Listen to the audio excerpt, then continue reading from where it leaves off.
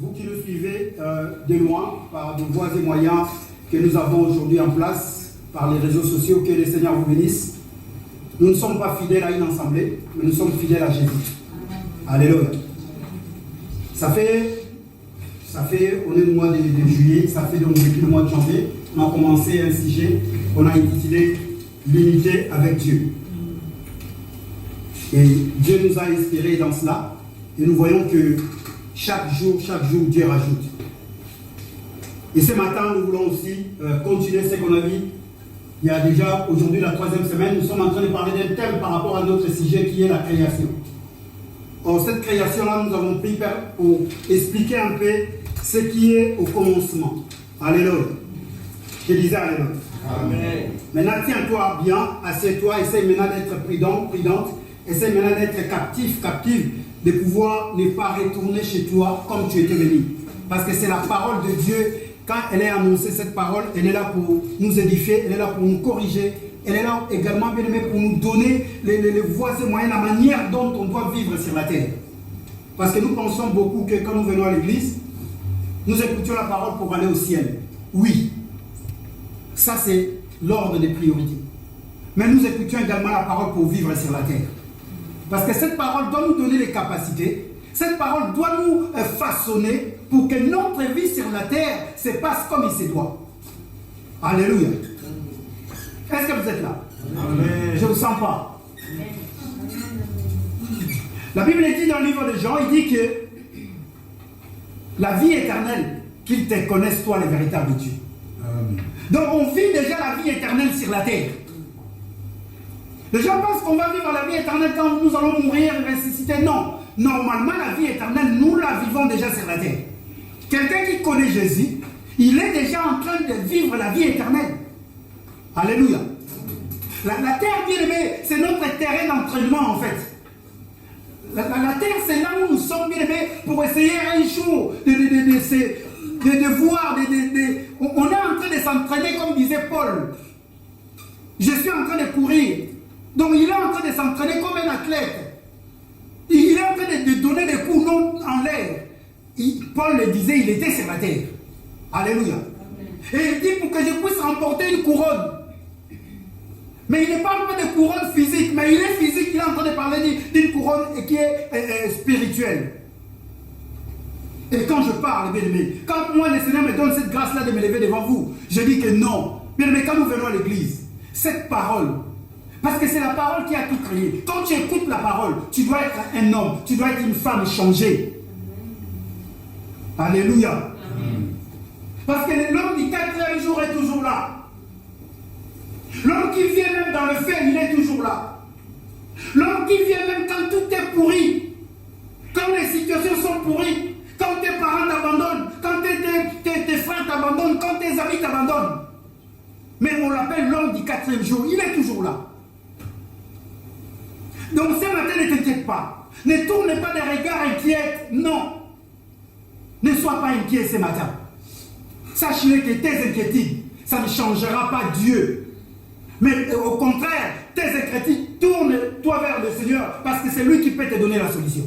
Amen. Alléluia. Amen. Tu es peut-être chez toi à la maison, ça ne va pas. Peut-être avec ta femme, ça ne marche pas. Mais quand tu viens devant le Seigneur, présente-lui tes problèmes. Alléluia. Il est capable de bien aimer. Notre Dieu est capable de tout. Peut-être avec ton mari, ça ne va pas. Mais quand tu viens dans le Seigneur, mais sois dans la joie. Dis-lui. Des fois, tu n'as même pas le temps de lui dire. Parce que lui-même, il sait déjà ce que tu as dans ton cœur. L'évangéliste a témoigné qu'il était triste. Mais il n'avait même pas le temps de dire à cette femme, mais cette femme est venue vers elle. Pour vous dire quoi? Dieu peut susciter quelqu'un. Dieu peut envoyer quelqu'un. Quand toi tu es dans cet état-là, Dieu peut envoyer quelqu'un. Alors, commence d'abord à te tourner vers Dieu. Et Dieu enverra quelqu'un pour toi. Alléluia. Ce matin, j'aimerais simplement que tu sois dans la joie. La création, on a parlé de la création. On a dit que c'est l'action de créer. Et on avait dit que personne ne peut créer sauf Dieu qui peut créer. Dans le monde, personne ne crée. Personne n'a jamais créé. Oh non, moi je suis créateur d'une mode. Non, ça n'existe pas. Parce que pour créer, il ne faut rien avoir. En fait, dans le monde, on fabrique. On est en train de fabriquer. Avec ce que nous avons, on est en train de fabriqué des briques avec du sable, avec du ciment, avec de l'eau. Tout cela, Dieu l'a créé. Alléluia. Pourquoi on a dit la création? Parce qu'on parle de la volonté de Dieu. Et on nous a dit qu'il faut retourner à la création pour comprendre c'est quoi la volonté de Dieu. C'est un sujet bien aimé aujourd'hui qui fait beaucoup de polémiques.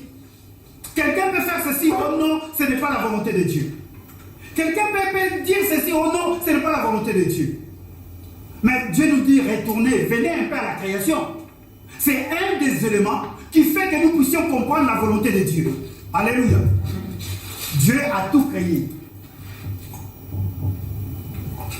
Alléluia. Ah, c'est mieux. Dieu a tout créé, bien aimé. Ciel, autorité, divinité, puissance, tout a été créé par Dieu. La Bible dit tout. Dans le livre de Colossiens, chapitre 1, on avait vu que tout a été créé par lui, pour lui. Trône, divinité, tout. Quand on dit tout, c'est tout ce qui s'y trouve. Je ne vais pas revenir, sinon je n'aurai pas le temps d'avancer. Nous avons vu la semaine passée, dimanche, on avait vu la volonté de Dieu dans la création par rapport à ces créatures célestes et terrestres. Et on était rentré sur notre deuxième point qui était le point B, la volonté de Dieu sur l'homme. Vous savez, l'homme c'est la créature la plus merveilleuse de Dieu. Alléluia. Est-ce que tu peux te dire je suis la créature la plus merveilleuse de Dieu?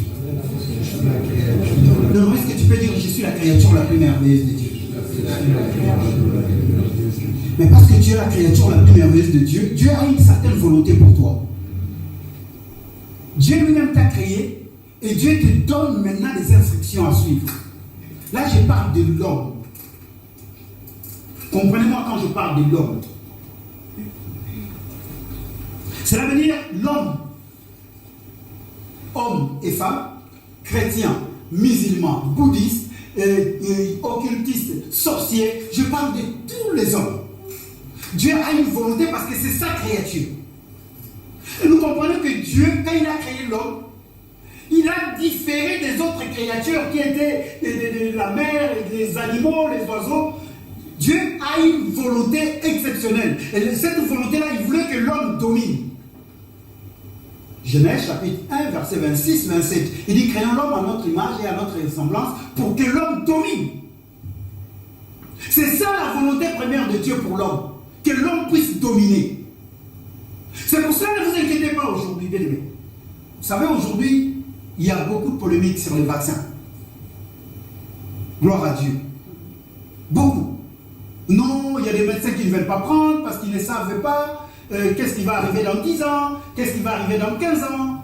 Il y a beaucoup de corps médicaux, eux-mêmes, ils hésitent parce que c'est trop tôt, ça a été rapide ces vaccins. Oui, bien évidemment. Et ils ont appris pour cela, ils ont étudié pour cela. Mais est-ce que nous, les enfants de Dieu, nous avons quelque chose à avoir peur? Peur de quoi?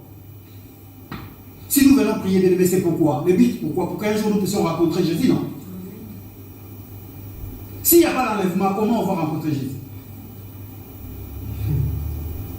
Je dis ça, si l'enlèvement sera dans 1000 ans, est-ce que toi, dans 1000 ans, tu seras toujours là? Peut-être pas. Parce que nos jours sont limités de 80, même le plus robust, c'est 80. Donc là, on est en 2021. En 2050, en 2050, Samuel, bon, il n'y a que toi, Seigneur, qui sait. Mais peut-être que je ne serai plus là. Et j'ai peur aujourd'hui du vaccin. Ça arrivera toujours. Alléluia. Mais ça arrivera selon la volonté de Dieu. Tu peux avoir... J'ai eu mon vaccin avant-hier. Je l'ai eu. Oui, je l'ai eu. Les avions que nous montons pour aller en Afrique, est-ce que c'est les chrétiens qui l'ont fait? Il se pourrait que c'est un occultiste qui l'a fait. Mais nous montons tranquille. Ah non, les vaccins, c'est les occultistes qui l'ont fait. Et les avions que tu prends, les trams là que tu prends, le bus que tu prends, tu sais qui l'a façonné, qui l'a fabriqué? Les enfants, des fois, nous sommes bêtes. En fait, nous sommes, excusez-moi les termes, nous sommes des fois, nous allons là où il ne faut pas. Qu'est-ce que nous pouvons avoir peur, nous? Nous aurons peur de quoi?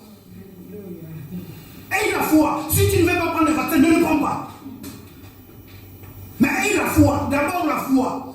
Que tu prennes le vaccin ou pas, demain après, demain, si le Seigneur veut t'appeler, il t'appellera. Là même, il y a des gens, j'entends des gens qui commandent, non, les enfants de Dieu ne le prenez pas, c'est des trucs diaboliques. Diabolique. Diabolique. D'accord. Diaboliques, ils sont plus puissants que notre Dieu.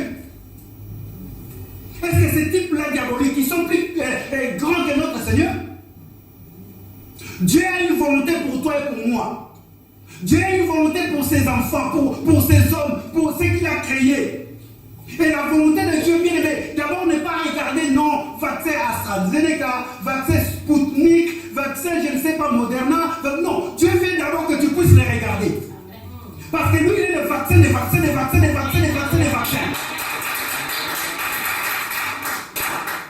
Maintenant, tout ce qui n'est pas fruit des convictions devient péché. Si dans ton cœur, tu n'as pas cette conviction de prendre le vaccin, surtout ne faut pas les prendre. Surtout ne faut pas le prendre. Surtout ne faut pas le prendre. Ça, c'est dans ta conviction. Je disais alléluia. Nous devons comprendre la volonté de Dieu pour l'homme. Dieu veut que l'homme domine. Mais domine surtout ce qui se dit. Domine. Vous savez, il y a des personnes qui ne dorment pas. Hier, il a écouté un médecin qui a dit, après-demain, il va écouter encore un autre qui dit, écoutez, la solution, ce n'est que le vaccin. Ah là là, ils sont en train de nous obliger. Ils sont en train de... Eh bien, des fois, arrêtons. Hein. Arrêtons des fois. Nous allons au travail, on nous oblige de travailler. Ça, tout ça, parce que tu sais que tu vas gagner de l'argent, tu le fais sans contrainte. On ne t'oblige pas. Ces hommes-là, la Bible dit, toute autorité vient de Dieu. Ils sont autoritaires. La prière de Daniel n'a pas empêché que les décrets soient toujours là, que Dieu te bénisse, homme de Dieu. Vous savez, quand la Covid a commencé, l'année passée, oh là là, vous avez entendu les prophéties? Aujourd'hui, ils ne parlent plus. Il y a eu même des hommes qui ont dit, je vous donne 3 mois. Tout cela va finir. Si ce n'est pas 3 mois, moi je ne suis plus serviteur de Dieu. Je la regarde aujourd'hui dans les yeux. Je dis, tu n'es plus serviteur ou comment? Tu es toujours là? Bien, mais il y a ces choses. Dieu seul le sait. Là, nous parlons des hommes ont fabriqué un virus. Oui, ça a été fabriqué. Mais Dieu seul sait. Ces hommes-là, ils vont un jour mourir. Ils vont mourir. La Bible dit, ils ont donné les noms dans les rues. Ils ont donné le nom des villes. Mais ils ont laissé les villes et ils sont partis. Ne vous inquiétez pas. Oh non, ils veulent réduire le taux de démographie dans le monde parce qu'on est nombreux. Et même aussi, ils vont mourir. Est-ce que vous ne voyez pas que c'est la folie? Ils veulent réduire le nombre. Mais eux aussi, un jour, ils vont mourir.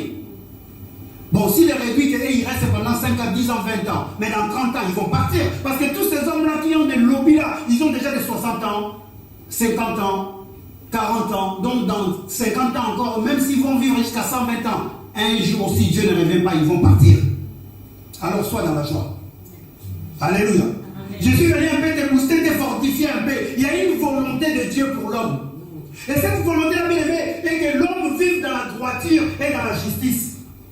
La semaine passée, on a parlé de la domination et que l'homme puisse dominer. Nous devions regarder Jésus, les enfants de Dieu. Un homme ne savait pas commencer par où débuter. Il était toujours avec son maître. Son maître venait de mourir. Son maître était puissant. Maintenant, lui se pose la question, il dit, mais comment je vais faire pour amener ce peuple? Dieu lui dit, regarde, il dit, petit, regarde-moi ici, regarde. Il dit, ne t'inquiète de rien. Seulement, prends courage, fortifie-toi. Prends courage et fortifie-toi. Parce que moi, je ne t'abandonnerai jamais. Moi, je ne vais jamais te délaisser. Toi, simplement, ce que tu vas faire, fortifie-toi et prends courage. Ce matin, fortifie-toi et prends courage. Alléluia. Dans toutes les situations qui peuvent t'arriver dans la vie, fortifie-toi et prends courage. Vous savez, des fois, on vient ici, vous voyez le pasteur Samuel en train de prêcher. Mais ce qu'il est en train de vivre chez nous, vous ne le savez pas. Vous ne le savez pas. Mais quand je viens ici, toujours Bogos non. Toujours, quand même. Beau vieux. Par les gosses, ce sont encore les enfants. Alléluia. Mais moi, j'essaye de vivre ma vie comme Dieu me la donne tous les jours.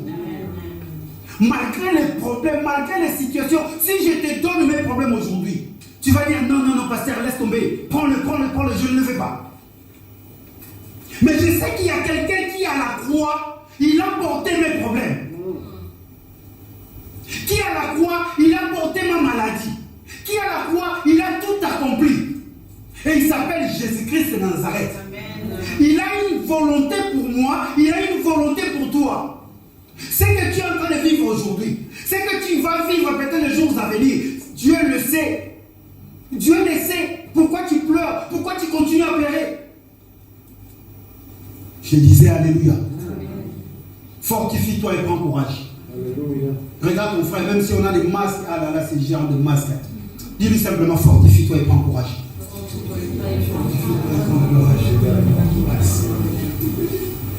La droiture et la justice. Nous allons rapidement prendre le Bible. Parce que nous allons travailler ensemble.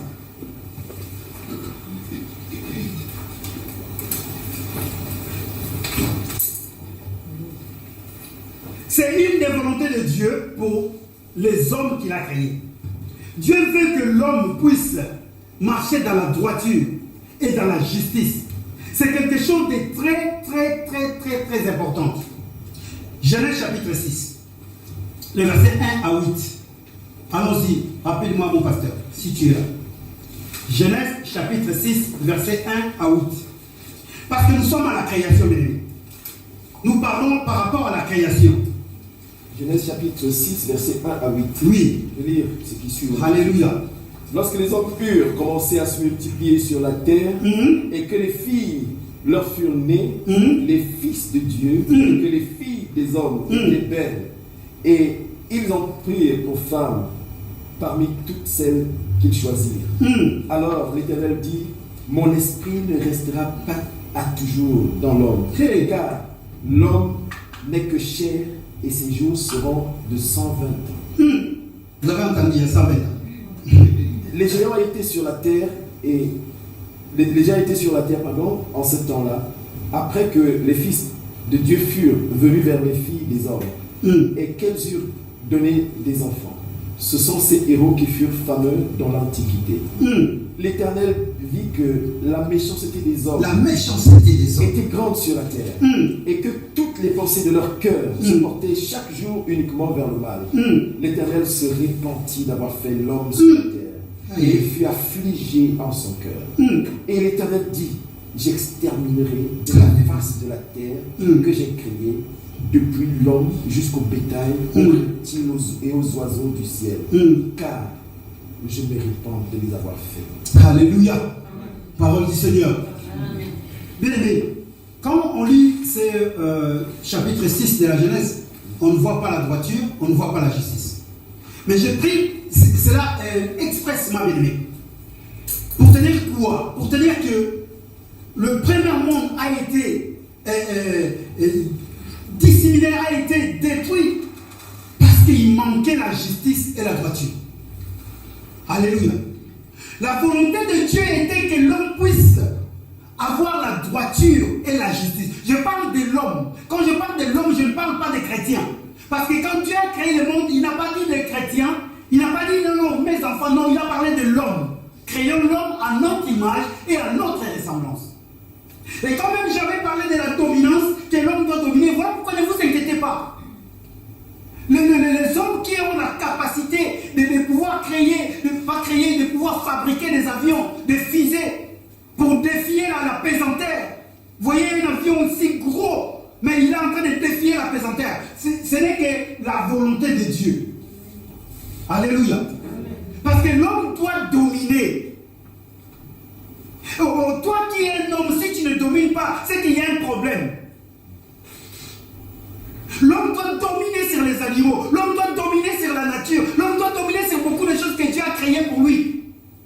Parce que Dieu avait tout créé et le 6e jour il amène l'homme pour que l'homme domine.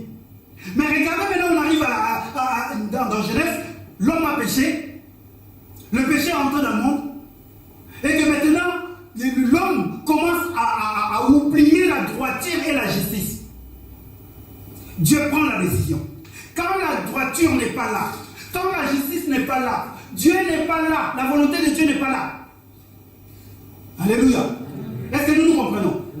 Quand dans ton cœur, tu es en train de parler ici, prêcher, mais dans tes pensées, tu es en train de maudire les autres, Dieu n'est pas là. Parce qu'aujourd'hui, bien aimé, on s'est fait beau quand on est devant ici. Apocalypse, il y a même des personnes, vous savez, une fois, il y avait une dame, elle donnait une prophétie. Jésus a dit dans Apocalypse chapitre 26. Apocalypse chapitre 26.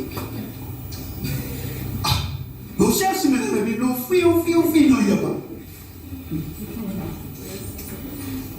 Vous comprenez? Donc il y a ces choses-là, bien aimé. L'homme que tu es, l'homme que je suis, on va être capable, bien aimé, à dominer. On va être capable, bien aimé, à comprendre ce que Dieu veut à travers sa parole, à travers sa révélation de la parole. Parce qu'il y a la parole qui est écrite, il y a la parole qui est révélée. C'est très important. Et aujourd'hui, Dieu veut que l'homme puisse marcher dans la justice. Dieu veut que l'homme que tu es, l'homme que je suis, nous puissions marcher dans la justice. Comment se fait-il, bien aimé, on est marié femme, mais à la maison, ce que moi j'ai fait, ma femme ne le sait pas. Est-ce que c'est droit? Alléluia. Femmes, vous, surtout les femmes, vous avez... Non, je ne dis pas, excusez-moi. L'homme, quand il va parler, petit, tu es venu dans le monde. Je la regarde. Que les casseroles ne se balancent pas. Hein? Tu vas voir des choses, bien aimé, des choses là où tu vois que non. Non, mais c'est pas possible. C'est ça le mariage. Mais il faut qu'il y ait la justice. Nous pensons que la justice c'est quoi? La justice c'est, bon voilà, moi je suis l'homme, à la maison c'est moi qui parle. Non, la justice, cela veut dire d'abord l'autre, moi après. C'est ça en fait la justice. La justice ça veut dire quoi? Non, d'abord l'autre soit bien, moi après. La Bible dit que son trône est assis dans la justice et dans l'équité. Parce que tu as été créé à l'image et à la ressemblance de Dieu. Or, ces jours-là, bien aimé, quand Dieu a compris que le cœur de l'homme était tortué, que l'homme méditait que le mal, Dieu a décidé de pouvoir détruire le monde. Et il l'a fait. La Bible dit, dans ce chapitre 6, il dit quoi? Il dit, quand les hommes commencèrent à se multiplier sur la terre et qu'ils eurent des filles, les fils de Dieu virent que les filles des hommes étaient belles et ils prirent pour femmes celles qui choisirent parmi elles. Alors l'Éternel dit, mon esprit ne va pas lutter indéfiniment, mon esprit ne va pas rester tout le temps sur l'homme que j'ai créé. Vous savez, ces mots-là, les fils de Dieu, ça créait beaucoup. Il y a beaucoup de personnes qui l'ont interprété à leur manière. Le fils de Dieu, comment ça, le fils de Dieu, les filles des hommes? Il y a des gens même qui disent que non, le Fils de Dieu, c'était les esprits rebelles qui ont commencé à se marier avec les filles. Il y a eu des hommes. Bibliquement parlant, ce n'est pas prouvé. Mais ça, c'est la pensée des hommes qui sont en train de penser, dire que non, c'était les esprits qui sont venus, qui sont rentrés dans des hommes. Ils ont possédé des hommes pour pouvoir. Bibliquement parlant, il n'y a pas. Je ne vais pas parler de ça. Mais laisse-moi simplement te dire, ce matin je vais te dire qu'il n'y en a plus eu la justice. La droiture n'y était plus. Il y a eu un mélange en fait.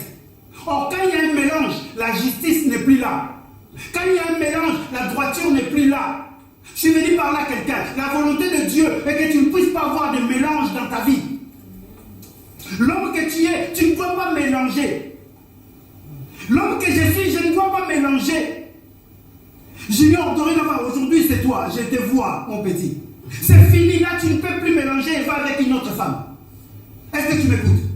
Eva, tu ne peux plus mélanger Junior avec un autre homme. Sinon, la volonté de Dieu n'y sera plus dans votre couple. Non, ça ne sera plus. Des fois, on le prend à la légère. Pardon, dans ta vie de tous les jours, quand tu commences à mélanger les choses de Dieu avec ce qui est du monde, sache-le que la volonté de Dieu n'y est plus. Alléluia. Il y a eu un mélange. La Bible dit qu'il y a eu même des géants. C'est que les fils de Dieu ont uni avec les filles des hommes. Ça a engendré des géants. Alors c'est qui les fils de Dieu?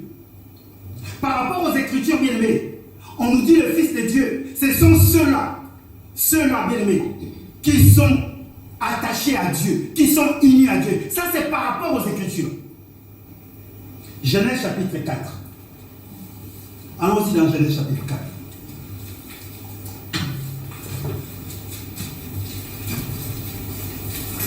Il ne faut pas qu'il y ait de mélange dans notre vie.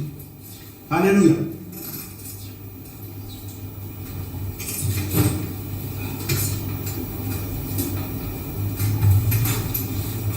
Genèse chapitre 4.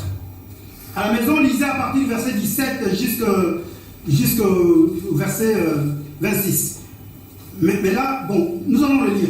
Homme de Dieu, lisons quand même, parce que c'est important. Je ne suis pas pressé. Regardez ce qui est écrit. Genèse 4, à partir du verset 17. Genèse chapitre 4. À partir du verset 17 jusqu'au verset 26. Jusqu'au verset 17 au verset 26. Je lis ce qui suit. Caïn connut sa femme, elle conçut et enfanta Enoch.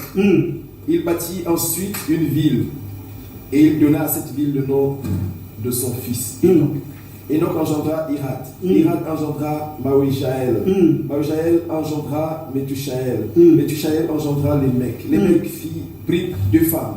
Le nom de l'une était Ada et le nom de l'autre était Tila. Ada engendra Jabal. Il fut le père de ceux qui habitent sous des tentes et près des troupeaux. Le nom de son père était Jubal. Il fut le père de tous ceux qui jouent de la harpe et du chalumeau.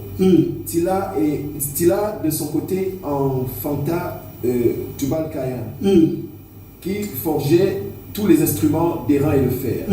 La sœur de Tubal-Caïn était Naama. Le mec dit à ses femmes, Ada et Tila, écoutez ma voix, femme de Lémec, écoutez ma parole.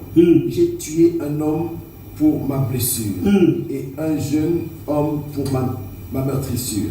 Caïn sera vengé 7 fois, et Lémec 77 fois. Adam connut encore sa femme.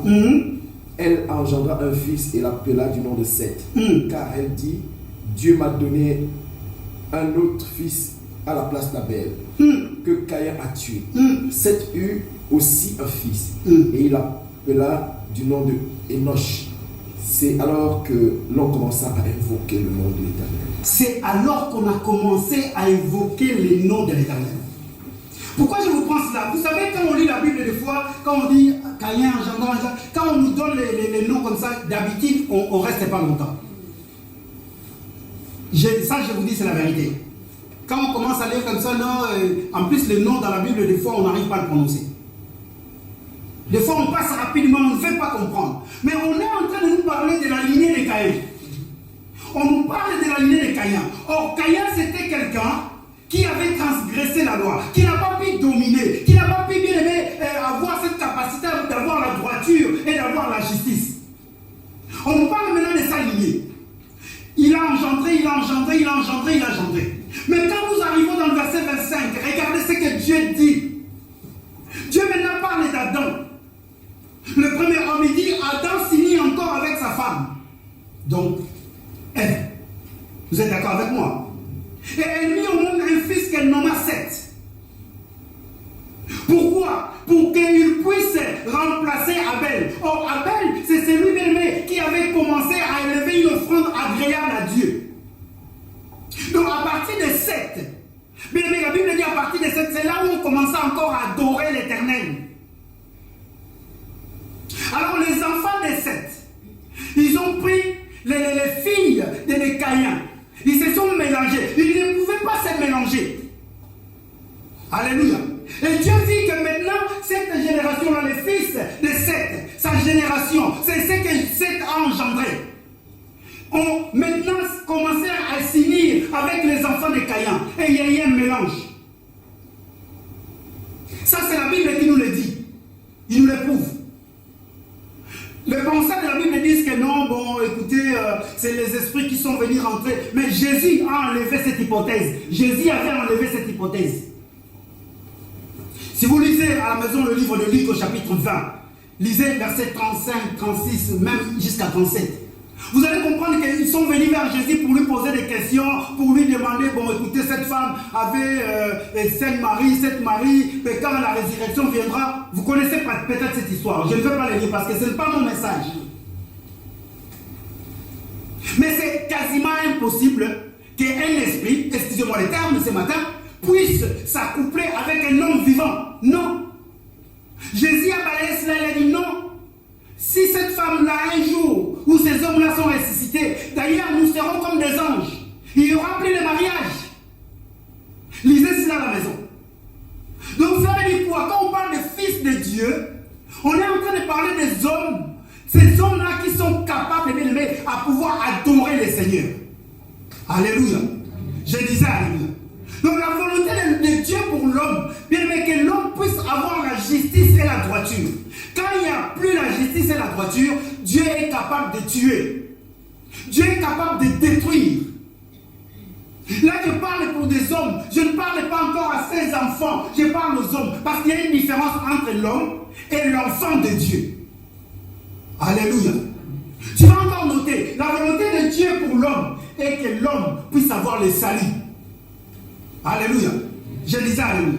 Parce qu'aujourd'hui, on se focalise dans des choses qui sont bonnes. C'est vrai. Qu'est-ce qui s'est passé là-bas? Non, le pasteur Samuel a engrossé une jeune fille. Ça n'arrivera jamais. Jamais ça n'arrivera. Mais aujourd'hui, on le voit. Un homme de Dieu qui engrosse une fille de la chorale. Les autres acclament, les uns disent scandale. Mais qui sait si c'est la volonté de Dieu pour que cet homme-là puisse être mis au vie aussi de tout le monde? Peut-être cet homme-là que vous voyez pasteur n'est pas un pasteur. Et là, nous sommes en train de crier, non, c'est un faux pasteur. Non, c'est la volonté de Dieu. Des fois, la volonté de Dieu passe par des choses difficiles que toi et moi, nous ne pouvons pas comprendre. Je disais alléluia. La volonté de Dieu, bien aimé, il ne faut pas jouer avec. Or, pour l'homme, bien aimé, c'est que Dieu veut pour l'homme et que l'homme soit juste. Dès le commencement, dès la création, quand l'homme, bien aimé, la Bible dit dans ce Genèse 6, quand l'homme commençait à penser que du mal, Dieu a regretté même le fait d'avoir créé l'homme. Donc sache-le en tant qu'homme que tu es. Si tu penses du mal pour l'autre, tu as déjà une sentence envers Dieu. Il y a déjà un problème. Tu as un problème avec Dieu. Oh, nous sommes là. Vous savez, des fois, la parole de Dieu, je ne dirais pas c'est simple. Hein? Mais c'est quand on commence à le comprendre, on va dire non. Il y a des choses qu'on ne doit pas beaucoup se poser des questions. Pasteur, il y a des choses qu'on ne doit pas beaucoup se poser des questions. Pourquoi ceci, pourquoi cela, pourquoi cela? Vous savez, il y a même des personnes aujourd'hui, dès qu'on ne va pas dans leur sens, ils se braquent. Mais vous allez demander il est qui pasteur? Vous allez demander il est qui enfant de Dieu? Vous allez demander il est qui? Il est peut-être celui qui, je ne sais pas. Mais simplement parce que les gens ne vont pas dans sa direction, les gens ne veulent pas aller comme lui veut, ça y est, ce n'est plus la volonté de Dieu. Non. La volonté de Dieu, laissez-moi te dire, je suis venu te parler, c'est la justice et la droiture. Commence d'abord à être juste, commence d'abord à être droit. Même dans ton foyer, Junior, sois droit avec ta femme. Je ne dis pas que tu commences à avoir peur, non, tu es l'homme de la maison. C'est toi l'homme, hein? Quand tu regardes, il faut regarder avec les yeux de nous. Pas pour lui faire peur, mais pour lui dire que je suis là ton garant. C'est moi qui te garantis. C'est moi qui est là pour te protéger. Ce n'est pas simplement tu as une femme, on a dansé, on a... Non, non, non. Le problème commence, mon petit. La droiture. Dans le couple, s'il n'y a pas la droiture, s'il n'y a pas la justice, il y aura toujours un souci. Il y aura un souci, un vrai souci. Parce que la femme, mon petit, la femme, la femme,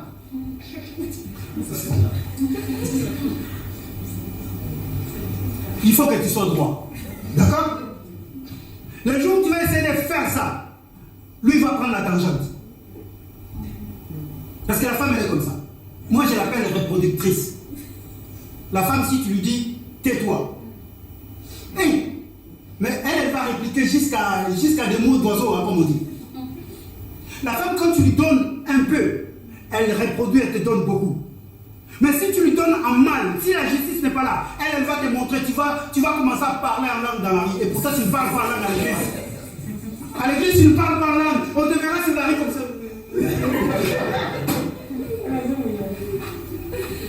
Il faut être droit. L'homme que tu es, il faut être droit. Si la droiture n'est plus là, même ta vie n'a plus de sens. Dans tout ce que nous faisons, dans le travail, dans la vie que nous menons, si la justice n'est plus là, ta vie n'est plus de sens. Parce que la volonté de Dieu, c'est que l'homme soit droit et juste. Dieu a tout détruit parce que l'homme n'était plus droit, parce que l'homme n'avait plus la justice. Vous imaginez? Dieu a tout détruit. C'est vrai, nous rigolons, bien aimés. Mais laissez-moi vous dire, ce matin, je suis venu te rappeler une chose. La volonté de Dieu pour l'homme que tu es, la droiture et la justice. Je ne dis pas que ce que je dis, c'est là, ça s'arrête par là. Non, le salut, la volonté de Dieu que tout homme soit sauvé. Ça, on ne parle pas de chrétiens, on ne parle pas de marabouts, on ne parle pas, non. La volonté de Dieu que tout homme, parce qu'il y a eu la chute, maintenant la volonté de Dieu est que tout homme soit sauvé. C'est ça la volonté de Dieu. Comment toi tu peux dire aux autres que non, celui-là c'est un païen, il va aller en enfer? Qui tu es? Qui tu es? Parce qu'aujourd'hui tu le vois voler, parce qu'aujourd'hui tu le vois faire des bêtises. Est-ce que tu connais son avenir? Dieu sait le projet qu'il a formulé pour nous. Le projet de paix et de bonheur nous dit dans Jérémie, vous connaissez cela. Alléluia. Amen. Vous savez, quand j'essaie un peu de m'énerver, il faut me calmer. Non, bien, mais nous venons à l'église, mais il y a nos vies qui ne changent pas. Nous venons à l'église, nous dansons, nous prions, nous prêchons, nous... Ah non, Dieu est bon, hein. Il faut dire que Dieu est bon. Non, Dieu est bon. Les mêmes personnes que nous venons à l'église, c'est les mêmes personnes qui ont de la haine avec d'autres personnes. Mais attendez, on est où là? On est où? L'homme a été créé pour vivre la justice. L'homme a été créé pour vivre la droiture. Alléluia. Amen. J'ai dit ça, alléluia. Amen. Ézéchiel chapitre 18, verset 21 et 23. Tu écris, nous n'allons pas le lire. Tu écris Ézéchiel 18, 21 et 23. Tu lis à la maison pour le salut. Ézéchiel 33, 11. Tu écris aussi 2 Pierre chapitre 3 verset 9.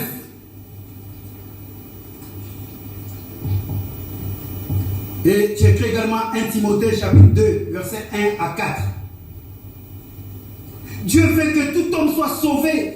C'est ça la volonté de Dieu. Qui tu es toi pour dire que non, celui-là ou celle-là qui aujourd'hui est en train de marcher comme ça, c'est fini, il va aller en enfer, elle va aller en enfer. Non, la volonté de Dieu est que tout homme soit sauvé. Tout homme. Parce que ce n'est pas la condamnation, la volonté de Dieu. La volonté de Dieu, ce n'est pas la condamnation, c'est le salut pour tout homme. Dieu veut que tout homme soit sauvé. Et c'est ça le souhait de Dieu. Voilà pourquoi dans Jean 3, nous connaissons, nous aimons bien ces écritures 16, 17. Que Dieu a tant aimé le monde qu'il a donné son Fils unique. Afin que quiconque croit en lui qui ne périsse. Est-ce qu'on a dit afin que les chrétiens qui croient en lui? Afin que qui? Quiconque. Dans les quiconque, il y a qui? Dans les quiconque, il y a tout le monde. C'est ça la volonté de Dieu en fait. Nous voulons chercher la volonté de Dieu pour les hommes. Non, écoutez, la volonté de Dieu est que le salut soit donné à tout le monde. Et que le salut revienne à tout le monde. Donc aujourd'hui, bien aimé, tu es là simplement pour un travail. Si tu vois ton frère, ta soeur est en train de se méconduire, approche-la, approche-le. Essaye de la raisonner. Essaye de la parler de la parole. Essaye bien aimé de prier. Essaye de gêner pour lui. Non pas de la condamner. Parce que ce n'est pas ta volonté. La volonté de Dieu, bien aimé, personne ne peut le sonder. Ce que tu es en train de vivre, ce que je suis en train de vivre aujourd'hui, il sait pour que c'est la volonté de Dieu. Alléluia.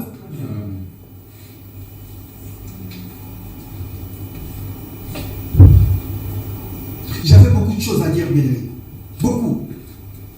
Ne pensez pas que, bien aimé, ce que je suis en train de dire, c'est carré. Non. Moi, j'ai pris quelques points.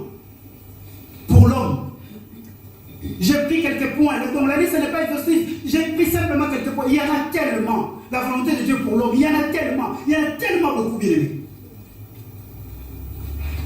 Les hommes de Dieu vont passer, ils vont s'étendre, bien aimés. La volonté de Dieu s'étend, bien aimés. On peut faire 2 ans, on ne peut arrêter de ça. Il y en a tellement. Mais ce matin, bien aimé, moi je vais rentrer dans une dimension de toi et de moi. Le point c'est la volonté de Dieu pour ses enfants. Et dis, est-ce que tu peux me l'écrire, s'il te plaît, mon secrétaire? C'est ça maintenant notre problème. Parce que nous sommes des créatures, n'est-ce pas? Est-ce que tu es une créature de Dieu? Nous sommes aussi des hommes, n'est-ce pas? Mais au-delà de cela, nous sommes des enfants de Dieu. Là maintenant, je rentre dans la dimension des enfants de Dieu que nous sommes. De l'Église. Parce que l'Église, c'est différent des hommes. L'Église, c'est différent de la créature. L'Église, c'est différent de tout le monde. L'Église, c'est autre chose. C'est les enfants de Dieu. Parce qu'elle est née du côté du Christ. L'Église est née quand Christ a été percé. C'est la parole de Dieu qui nous le dit. L'Église est née par Jésus. Sans Jésus, il n'y a pas l'Église. D'ailleurs, ce mot-là, Église, vous allez lire tout l'Ancien Testament, vous ne le trouverez pas. On n'a jamais parlé du mot Église dans l'Ancien Testament. Seulement quand on arrive dans les évangiles, Christ prend la parole en disant, tu es Pierre, sur cette pierre je bâtirai. Donc c'est lui-même Jésus qui commence à cela. Donc nous sommes ses enfants. Nous sommes sortis de lui. Et c'est là maintenant les vrais soucis. Parce que la volonté de Dieu à l'égard de ses enfants est tellement différente, bien aimé, par rapport à des hommes ordinaires, par rapport à la créature. La volonté de Dieu pour nous, les enfants de Dieu, pour nous qui sommes attachés à Dieu, pour nous qui sommes unis avec Dieu, bien aimé, la volonté de Dieu est tellement différente. Elle est beaucoup plus difficile. Elle est beaucoup plus compliquée. Vous allez voir une personne qui prie, une personne qui gêne, une personne qui met, il n'a pas d'enfant. Comment expliquer cela? Moi, je connaissais un homme, aujourd'hui il n'est plus vivant, il n'est plus sur cette terre. Il était l'évangéliste. Cet homme-là avait un don. Une femme qui ne mettait pas au monde. Quand tu venais, quand il priait, il te demandait même quel enfant tu veux avoir. Je vous dis ce qui est vrai. Hein? Parce qu'il a vécu avec moi, il a mangé avec moi, j'ai vécu avec lui. Il venait, il habitait à Paris, mais il venait à la maison, il dormait chez moi. Une femme qui n'accouchait pas, il dit, écoutez, je vais prier pour toi. Dieu m'a dit que tu auras des enfants. Mais dis-moi, quel genre, tu veux quoi, un garçon ou une fille? Et si tu dis une fille, tu auras une fille. Quelle puissance cet homme-là avait. Mais lui-même, il n'avait jamais eu d'enfant. Vous comprenez cela? Vous allez dire quoi? La volonté de Dieu pour ses enfants, ça peut paraître très difficile. Comment ça se fait? Lui, il prie pour les gens sont guéris, mais lui-même, il n'a pas ça. C'est la volonté de Dieu. C'est la volonté de Dieu. Comment ça se fait? Ça fait 22 ans, je prie, mais ces problèmes, c'est la volonté de Dieu. Alléluia. Si on arrive dans cette dimension de savoir que Dieu est capable de faire ce que lui-même il veut, pour ses enfants, Dieu fait ce que lui-même il veut. Amen. Aujourd'hui, nous pensons que quand nous venons à Christ, tout est bon. Je dois ramasser comme la manne. C'est fini le temps de la manne. J'allais dire Kala. Ça veut dire longtemps. Longtemps. Jacques chapitre 1.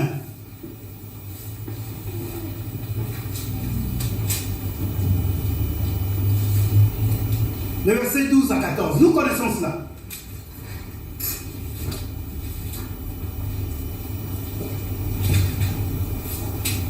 Homme de Dieu, on peut lire, s'il te plaît. Jean. Chapitre 1, 12 à 14. C'est Jean l'évangile. Oui, l'évangile des Jean.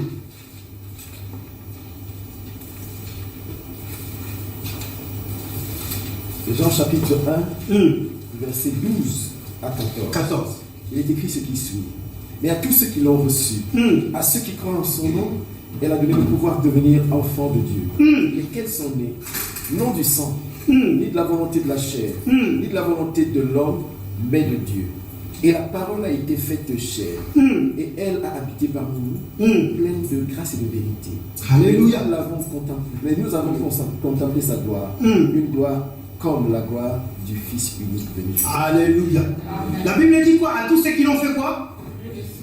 À tous ceux qui l'ont fait quoi? Il a donné quoi? De devenir quoi? Les choses changent. Il ne parle plus à l'homme.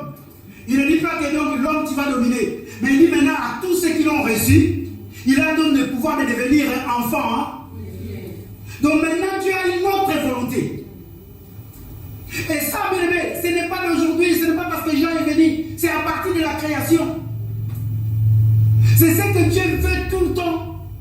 Que ces créatures qui est l'homme soit à son image et à sa ressemblance. Donc l'homme soit son fils en fait. Les hommes soient ses enfants. Normalement, l'homme a été créé pour être les enfants de Dieu, pour représenter Dieu. Or, pour représenter Dieu, il faut que tu sois son enfant. Quand Patrick passe dans la vie, vous parlez de Patrick qui? Patrick Dimoun. Il représente qui? Il représente ses parents. Parce qu'on voit Patrick, mais on est en train de parler de Patrick Dimoun. On voit directement son père. Et c'est ça la ressemblance que nous avons. Dieu, depuis le départ, il a voulu que toi et moi, nous puissions être ses enfants. Et l'homme a péché. Sa volonté bien-aimée, c'est de vrai que l'homme puisse être ses enfants. Exode chapitre 4. Dieu commence à rétablir les choses. Allons-y dans Exode 4. Prenons Exode 4. Lisons 21-22. Exode chapitre 4. Voilà. Là, je parle de la volonté de Dieu envers ses enfants. Du verset 21 au verset 22. Voilà. Je lis ce qui suit. L'Éternel dit à Moïse, en partant pour retourner en Égypte, vois tous les prodiges que je mets en ta main. Tu les feras devant Pharaon. Et moi j'endurcirai son cœur.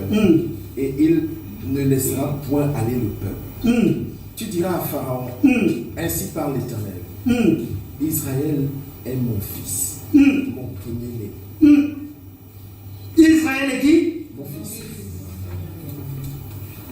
Moïse, tu diras à Pharaon ceci, laisse partir mon peuple, parce que Israël est mon fils, mon premier né. À tous ceux qui l'ont reçu, il a donné le pouvoir de devenir enfant de Israël est mon fils. Donc quand Dieu parle au peuple d'Israël, Dieu a une certaine volonté par rapport à ses enfants. Par rapport à ses enfants. Et Dieu, quand il nous parle aujourd'hui, parce que nous l'avons reçu comme Seigneur et Sauveur, Dieu a une certaine volonté par rapport parce que nous sommes ses enfants. Tu laisseras partir ce peuple pour qu'il aille m'adorer. La première volonté de Dieu pour ses enfants, c'est l'adoration. Les choses changent, bien aimé. Parce que Dieu sait qu'en tant qu'homme que tu es, tu domines déjà. Tu peux déjà dominer, même si tu n'es pas chrétien, tu peux dominer. Parce qu'il n'y a pas que les chrétiens qui dominent. Mais Dieu amène la dimension que l'homme ordinaire ne peut pas voir, l'adoration. À ses enfants bien-aimés, Dieu maintenant donne cette dimension élevée, cette volonté-là. Dieu, pour ses enfants, ce qu'il attend de toi et de moi, c'est de l'adorer. Alléluia. Il a dit, Israël sera mon fils aimé. Laisse partir ce peuple pour qu'ils aillent m'adorer. Toi, tu es un enfant de Dieu. Quand on parle de l'adoration, tu n'es pas là. Vous savez, quand on dit on va prier, on va adorer le Seigneur, beaucoup de personnes se lassent rapidement. Des fois, on prend même 2 minutes. Seigneur, tu es grand, tu es merveilleux, on s'arrête. Non, la volonté de Dieu pour ceux qui sont ses enfants, la première des volontés de Dieu est que les enfants de Dieu puissent l'adorer. Alléluia. Je disais Alléluia. Dieu a fait sortir son peuple. Dieu a fait sortir Israël en Égypte pour un but. Le premier but, c'était simplement pour l'adorer. C'était ça, l'adorer. Adorer le Seigneur. Aujourd'hui, bon, c'est un langage. Hein. Beaucoup de personnes ne savent pas. Ah, j'adore la tchéké, j'adore les sakasaka, j'adore la semoule. Tu ne peux pas adorer la semoule. Comment ça tu adores la semoule? Tu es un enfant de Dieu, tu as été appelé à adorer le Seigneur. C'est ça sa volonté. Bien, mais qu'est-ce que tu as que Dieu n'a pas? La Bible est en train de nous dire. Qu'est-ce que tu vas lui demander que lui ne connaît pas? Quoi? Mais ce que Dieu veut, que tu puisses l'adorer, c'est que Dieu a mis que tu sois son fils, que tu sois sa fille. La première des choses, sache-le. Aujourd'hui, ne cherche pas hier. Ne cherche pas les complications. Oh non, ce n'est pas la volonté de Dieu. Dis-moi, je vais commencer à adorer Dieu. C'est ça sa volonté. Alléluia. Je dis ça, alléluia. Adorer Dieu, il y a beaucoup de dimensions d'adorer le Seigneur. Je ne peux pas en parler aujourd'hui. Je n'arriverai même pas à en parler. Non. C'est une volonté spécifique bien aimée pour l'homme.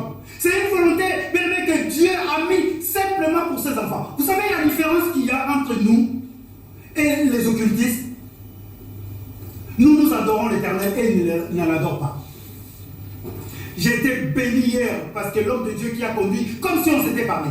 Comme s'il savait ce que moi j'allais dire aujourd'hui. Oh non, si vous prenez le vaccin, c'est le 666. Faux, archi faux. Je dis bien faux et archi faux. Parce que pour avoir la marque de 666, il faut adorer la bête. Toi, tu n'adores pas la bête. Comment par le vaccin tu as les signes de 666? Ça vient d'où? Ça vient d'où? Il faut que nous lisions les Écritures. Que Dieu te bénisse, l'homme de Dieu. Mais attendez, ça vient d'où? La Bible dit que ceux qui ont réussi la marque, parce qu'ils avaient adoré la bête. Bon, toi, tu n'adores pas la bête. Parce que tu as eu le vaccin, tu dis que j'ai la marque de 666. Faux, archi faux. Archi faux. Moi, j'adore le Seigneur. Moi, je suis un enfant de Dieu. Même si le mal m'arrive, est-ce que Dieu va m'abandonner? Non. Même si je venais à mourir, la Bible dit, j'ai une autre maison, une autre tente que Dieu a formulée pour moi. Alléluia. Vous savez c'est quoi? C'est la peur. Beaucoup des hommes de Dieu ont peur. Vous allez le voir, il a peur. Il a peur. Il a peur de mourir. C'est tout. Non, mais c'est tout. Maintenant, si vraiment on croit à Dieu, qu'est-ce qu'on nous rappelle? Ni la vie, ni la mort. Qu'est-ce qui peut nous séparer de l'amour de Dieu? Si, mais attends. Pasteur, est-ce l'épée? Est-ce que c'est l'épée? Est-ce que c'est la famille? Est-ce que c'est la disette?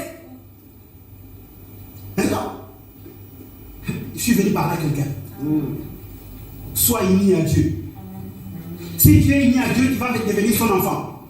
Et si tu deviens son enfant, vous savez, quand j'étais chez moi en Afrique, quand on grandissait, nous on avait la basse-cour, on élevait des poules et tout ça. C'est la poule, c'est un animal, on appelle ça des basse-cour, c'est un animal domestique. Un oiseau domestique plutôt. Quand on la regarde, on a l'impression qu'elle n'est pas forte, la poule. Parce qu'on peut la chuter rapidement. Va toucher à ses enfants. Va toucher au poussin. Vous allez voir que la poule, la maman poule, elle va vous sauter dessus comme si elle va faire face. Et maintenant, toi, tu es uni à Dieu. On l'appelle le Shaddai.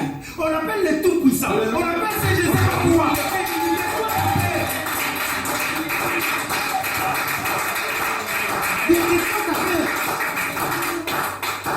Mais de quoi t'as peur? Ton rédempteur est là. Il s'élèvera. Le dernier sur la terre.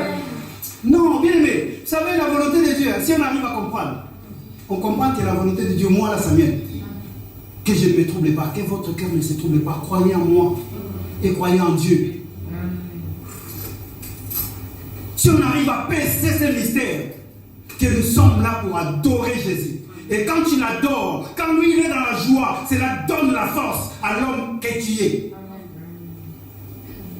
Aujourd'hui, nous mettons, nous sommes des... Je ne sais pas. Que Dieu nous parle. Que Dieu nous parle. L'adoration. L'adoration. Je demande à tous les enfants de Dieu. Je vais m'arrêter là aujourd'hui. L'adoration. L'adoration. L'adoration. Là où tu es, Quand un problème t'arrive, commence à adorer. Quand une situation difficile t'arrive, commence à adorer. C'est ça la volonté de Dieu. Quand tu commences à adorer, ne serait-ce que par l'adoration, bien aimé, par l'adoration, il y a eu un mur qui était tombé. On n'a pas pris des marteaux piqueurs, on n'a pas pris, je ne sais pas, des bulldozers. Justement par l'adoration, les hommes ont commencé à adorer. Alléluia, alléluia, alléluia. Voilà comment quand je suis là, quand on chante, moi je n'ai honte de personne. Les gens disent que le pasteur Samuel ne sait pas danser, moi je danse bien. Parce que je viens là pour adorer Jésus.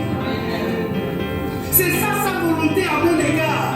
Sa volonté à mon égard que je puisse l'adorer. Parce que si je ne l'adore pas, je vais adorer l'autre.